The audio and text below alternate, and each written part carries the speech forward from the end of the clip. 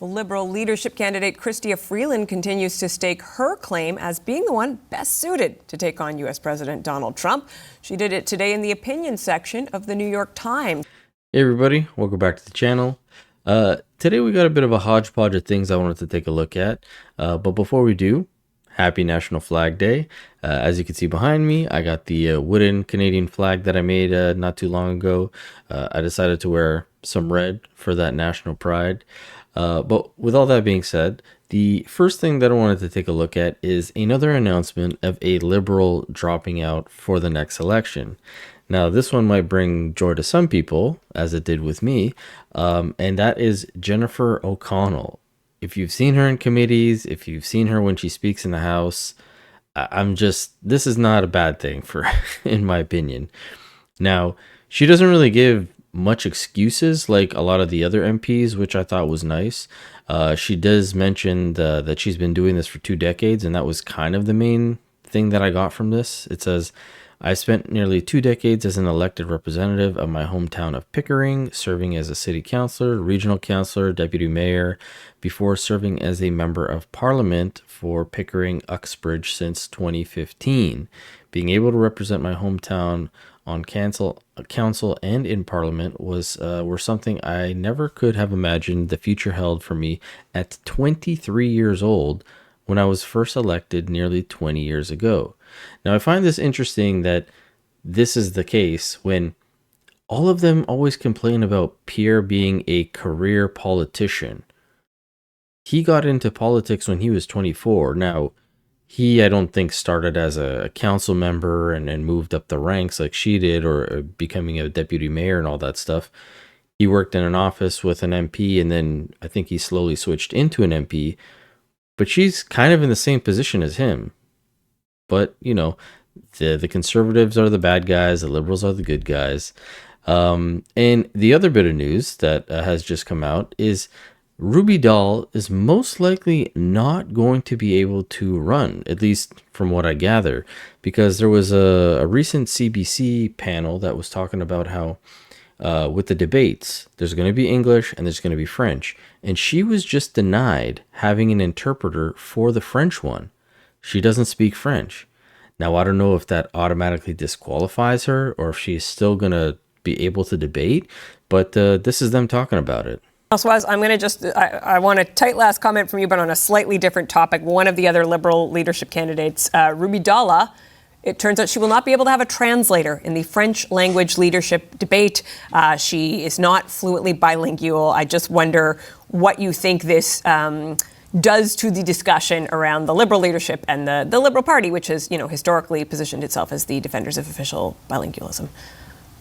I was kind of surprised that they would accept the candidacy of somebody who's not bilingual. And I don't mean fluently bilingual, perfectly bilingual, but when you ask to have a translator with you, and I wouldn't be surprised if she'd bring her own. I mean, she has the party to furnish herself one, but I do hope that they put their foot down because I don't want to hear a translator during the French debate. I'll be as a Francophone, a Quebecer, very insulted.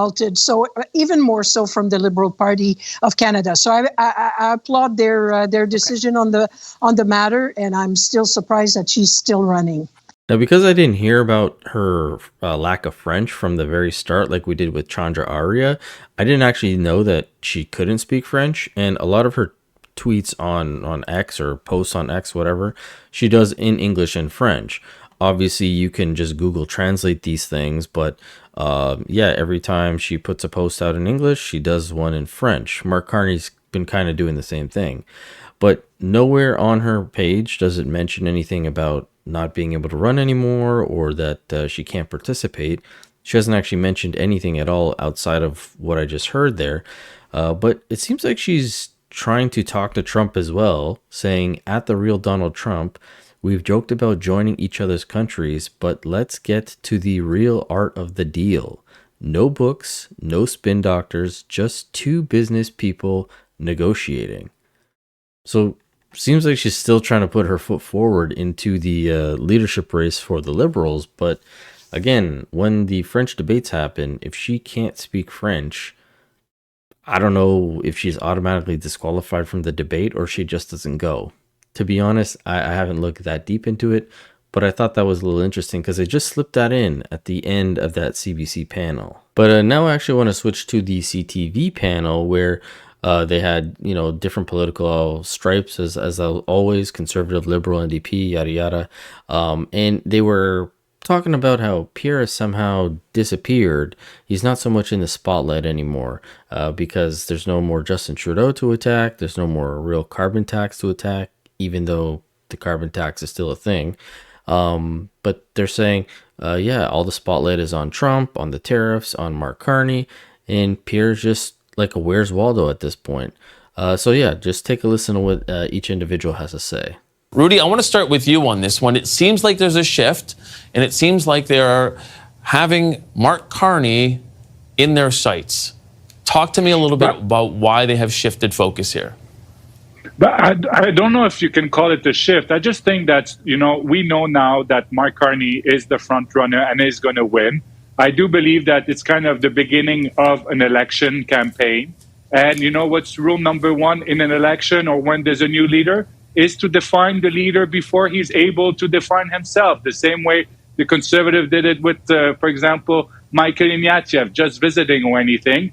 And the Liberals have been trying now for weeks, especially Chrystia Freeland and Mark Carney, to kind of neutralize the carbon tax by saying, we're going to, shift it or whatever. So the Conservative want to remind, I believe, Canadians that it's the same kind of policy because the Liberals are trying to neutralize it because they know they cannot go, for example, in a campaign with the carbon tax as the main message. So I think that is just normal. And look, the rally that is going to happen tomorrow, Pierre Poilievre, I believe it's his signature in the last 2 years to hold very large rallies. I mean, that's how he campaigns.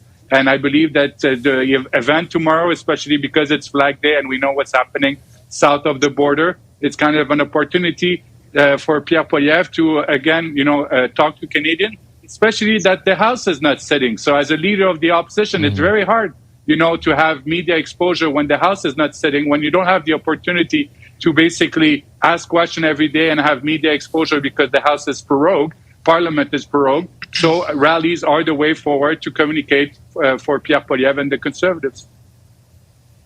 It's funny you say that, Rudy, because he always has a seat welcome here on Power Play, but he never seems to take that opportunity if he wanted that kind of media exposure. But now, I find it a little rich that Mike's making that snarky comment about Pierre always has a spot to come on CTV when he knows why Pierre's not going on CTV. CTV did that splicing of him where it made him look like he was saying something completely other than what he was actually saying. So this is why he's kind of boycotting CTV.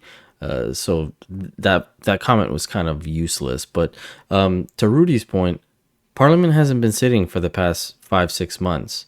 This is where the leader of the opposition would have a chance to debate, to argue, to display what's going wrong with the government.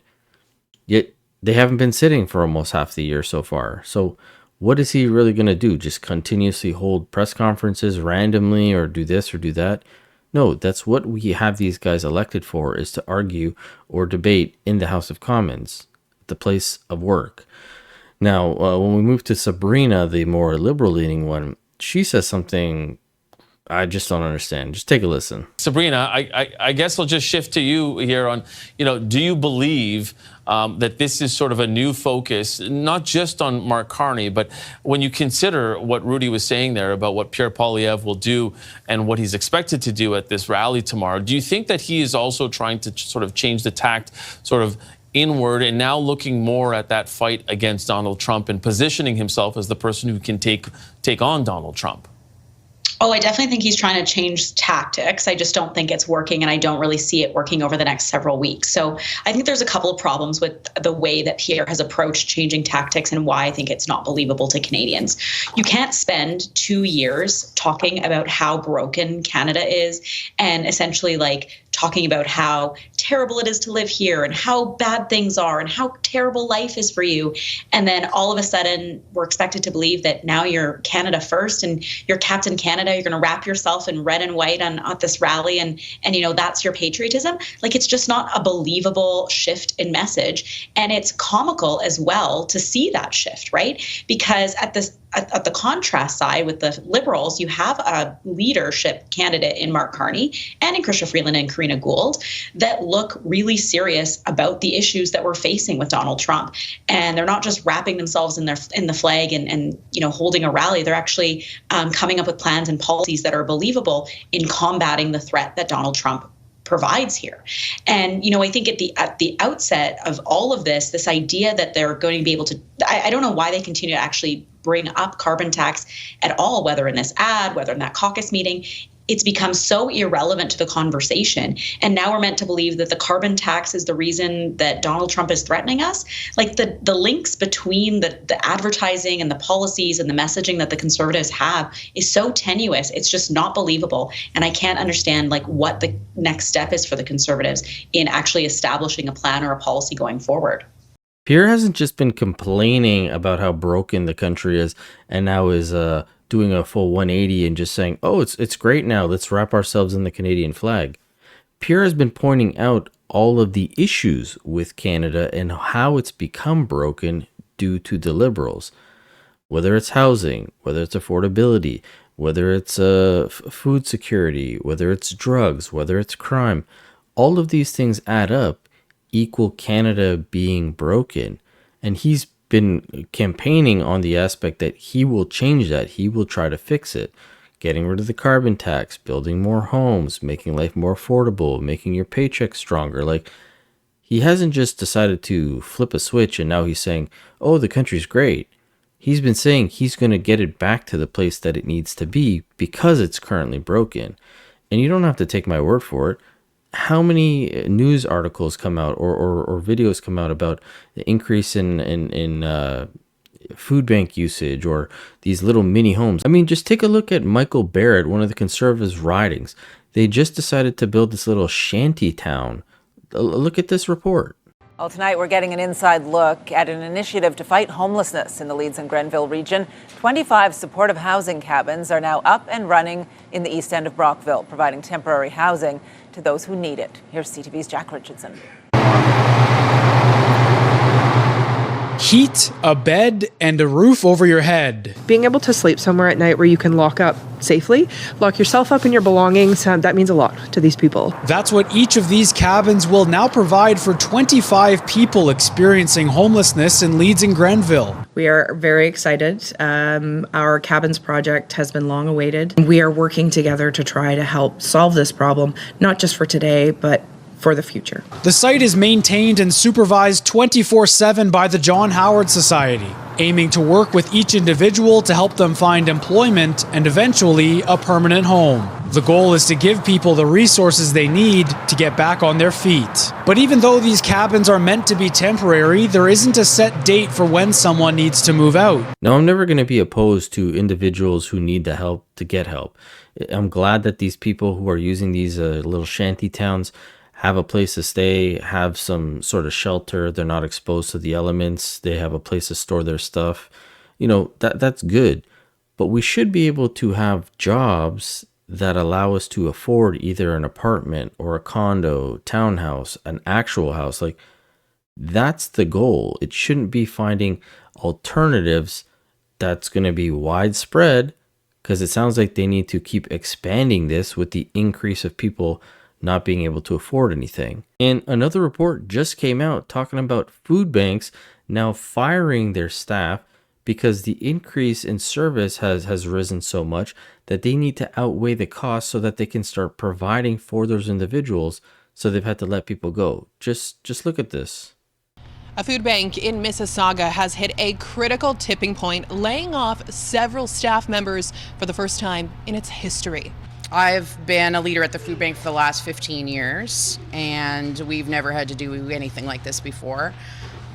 It's really painful. A service built upon helping others, now forced to cut its own workforce by 16%, with Food Banks Mississauga cutting 7 positions in marketing and programming in an effort for the organization to save funds that CEO Megan Nichols says are critically needed to keep up with surging numbers. We receive our support from the generosity of individuals and companies out in the community.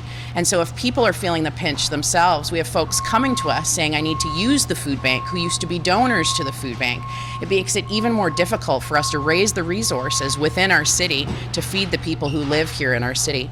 In 2019, the food bank supported 19,000 people. In 2024, 56,000. And by 2027, Nichols says they are anticipating that 100,000 people in Mississauga will need the food bank.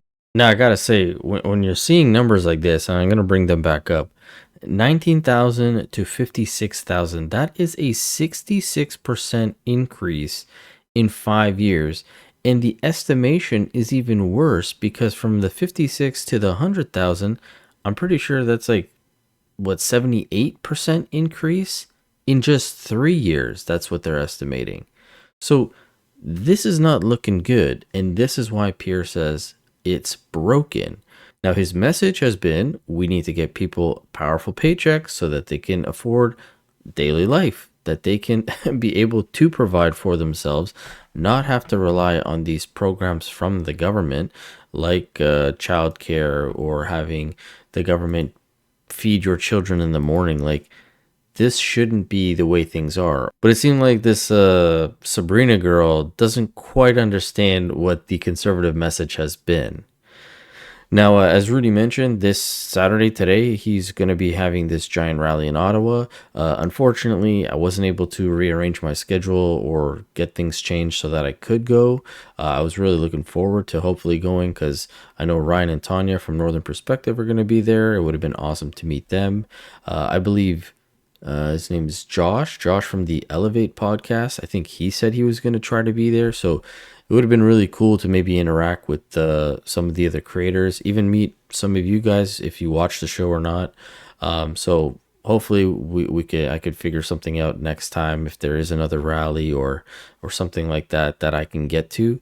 But with that being said, I hope you guys all enjoy the rest of your day. It's kind of what I wanted to cover, just some of these topics. But as always, I will catch you guys on the next one and enjoy your weekend. Take it easy.